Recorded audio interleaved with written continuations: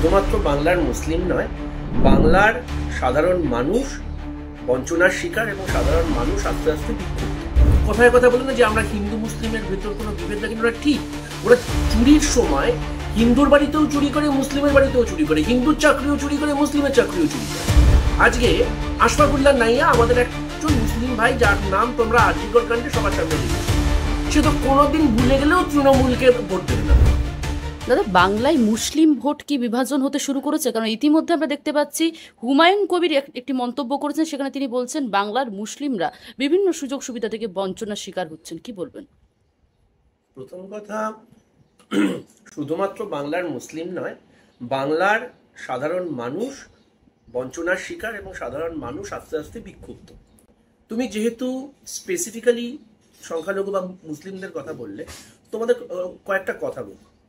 গত কয়েক মাসের বাংলা একই সঙ্গে মোথাবাড়ি দেখেছে, একই সঙ্গে মুর্শিদাবাদের রায়েট দেখেছে, এবং বিশ্বাস করো এইসব অঞ্চলে সাধারণ মুসলিমরা বীতশ্রদ্ধ। যে মুসলিম কাউন্সিলরের নাম উঠে এসছে, সম্ভবত শাহানুর আলম বোধহয় তার নাম, তার এবং সেখানকার যারা তৃণমূলের বিধায়ক, তাদের অসৎ উদ্দেশ্যে ঘটানো এই সাম্প্রদায়িক ঘটনা সমগ্র সাধারণ মুসলিম সমাজের কাছে একটা অসুয়া হিসেবে দেখা যাচ্ছে। কেন বলছি আমি, তোমার ভালো করে বুঝো। এক, যদি তোমার পায়ের নিচের মাটি না সরতো, তোমার কি এই রায়ট করার দরকার ছিল? গত 70 বছরের সিংহভাগ সময় এই মালদা মুর্শিদাবাদ অঞ্চলে কংগ্রেসের জনপ্রতিনিধিরা থাকতো। এই দুটো জেলা, বা সেইভাবে দেখতে গেলে দিনাজপুরের অংশ, চিরকাল সংখ্যালঘু অধ্যুষিত। কখনো এরকম সমস্যা দেখতে পেয়েছো? দেখতে পাওনি। কেন সমস্যাটা দেখতে পাচ্ছ? কারণ এটা একজন মানুষ তখনই মারামারি করে, একটা গোষ্ঠী বা একটা রাজনৈতিক দল তখনই করে যখন তারা জানে যে তারা ঠিকভাবে লড়াই করে জিততে পারবে না।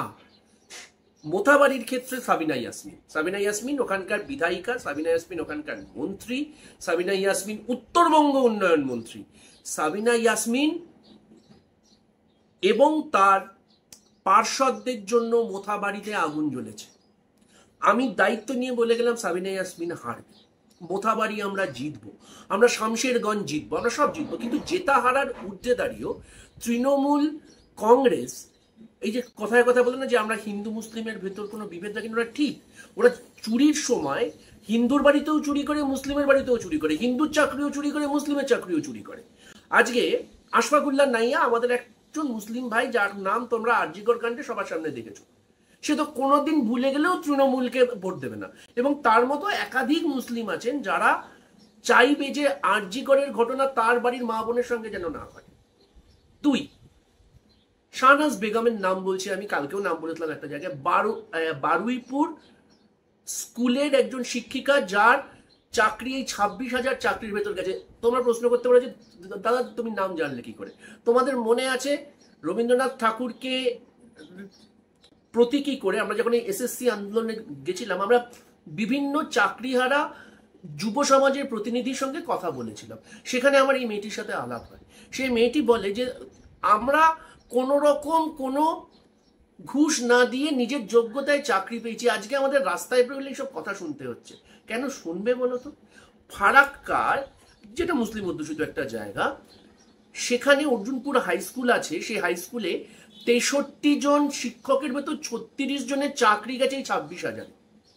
এইসব যদি, এই ঘটনা যদি হয়, মানে মুখ্যমন্ত্রী শুধু মুখে দুধেল গাই বলবেন, তারপরে সংখ্যালঘু হোক সংখ্যাগুরু হোক সবার অধিকারগুলোকে খর্ব করবার জন্যে প্রশাসনিক ভাবে দুর্নীতি করবেন, ইনস্টিটিউশনাল করাপশন করবেন, তাহলে কেন বলো তো ভোট দেবে?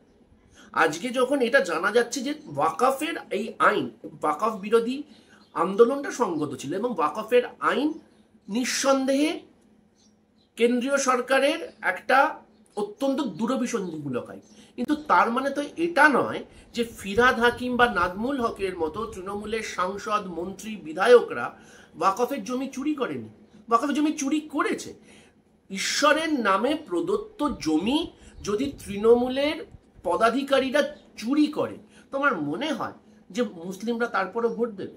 মানে তৃণমূলের এই দুধেল গায়ের যে তত্ত্ব, সেটা 2026 নির্বাচনে কি ফলপ্রসূ হবে না?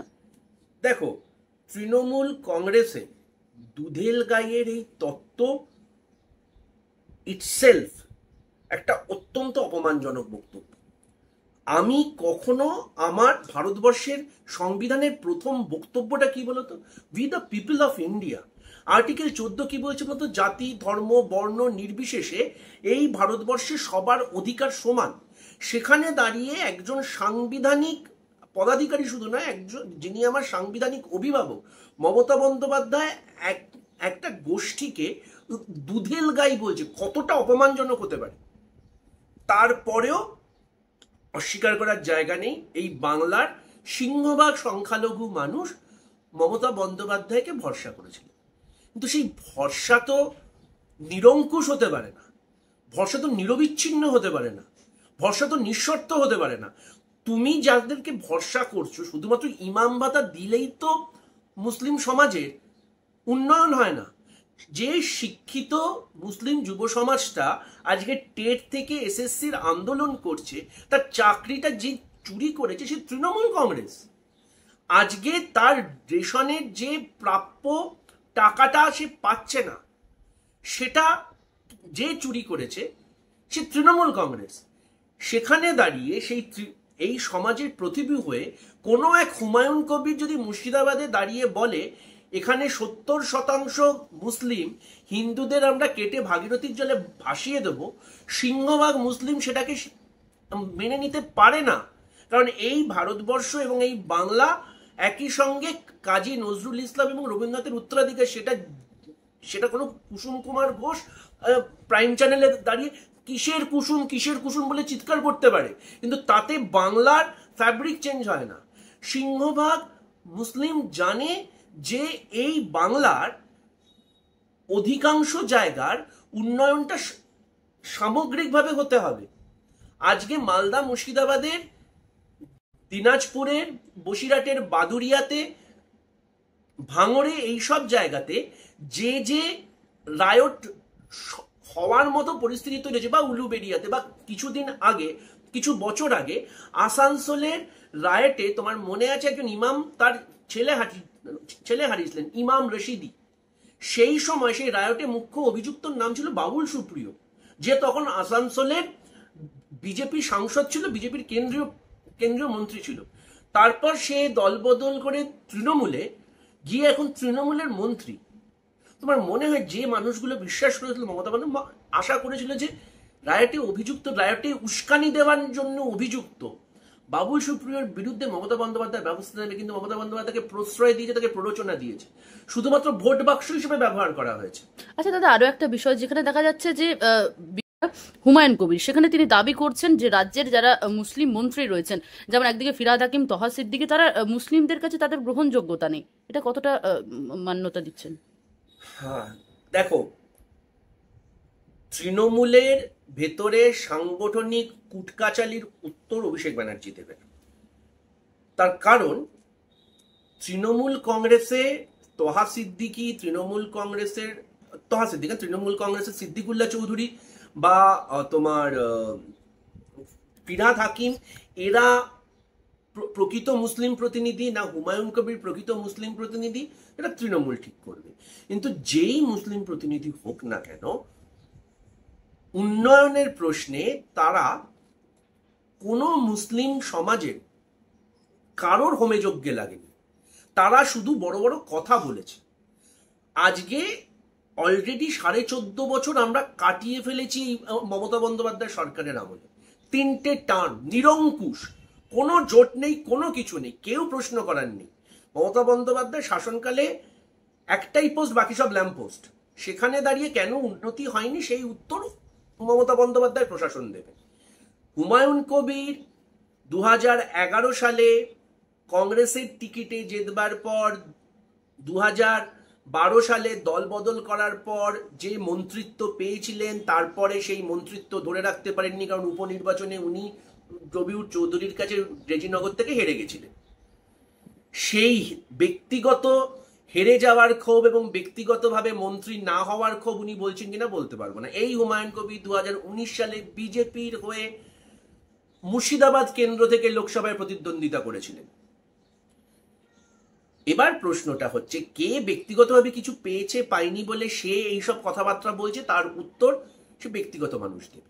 বা বাঙালি মুসলিম এবং উর্দুভাষী মুসলিমের ভেতর কোনো রকম কোনো সমস্যা আছে কিনা, সমীকরণের সমস্যা আছে কিনা, সেগুলো তৃণমূল কংগ্রেস বুঝে নেবে। কিন্তু আমি একজন বাংলার যুব সমাজের প্রতিনিধি হিসেবে, বাংলার একজন সাধারণ রাজনীতিক ছাত্র হিসেবে আমি এই প্রশ্নটা করবো, এই বাংলাটা তো অভিষেকের যতটা আবু শেখেরও ততটা। ডিএ যখন বাকি থাকে তখন সরকারি কর্মী হিসেবে আবু তাহেরেরও যতটা সমস্যা হয়, অভিজ্ঞানেরও ততটা সমস্যা হয়। যখন একজন মহিলা শ্লীলতাহানি হয় তখন মৃন্ময়ীরও যতটা সমস্যা হয়, মমতাজেরও ঠিক ততটা সমস্যা হয়।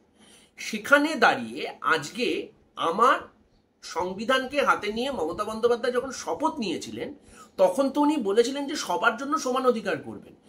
উন্নতি করা মানে তো, আবার বলছি, যে শুধুমাত্র ইমাম ভাতা দেওয়া নয়।